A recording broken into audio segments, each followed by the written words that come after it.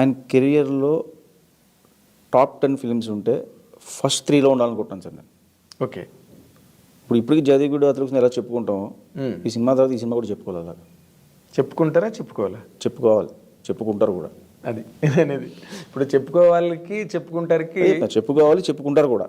Right. అది this is a correct statement.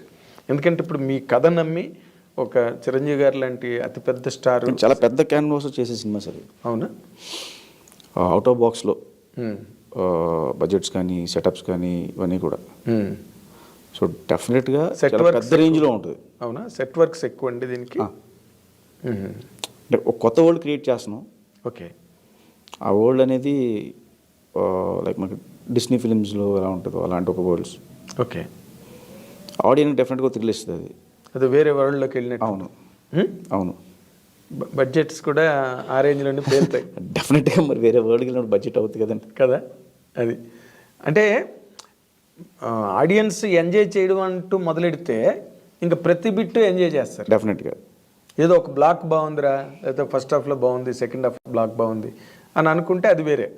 But every bit ఎప్పుడైతే ఎంజాయబుల్గా ఉంటుందో టేక్ ఆఫ్ దగ్గర నుంచి కథపరంగా చెప్పాలి అంటే, కథపరంగా మాట్లాడుకోవాలంటే మీ కథను మీరు ఏం చెప్తారు సార్ ఆ కథ గురించి? అంటే నాకు అర్థం కాలేదు మీరు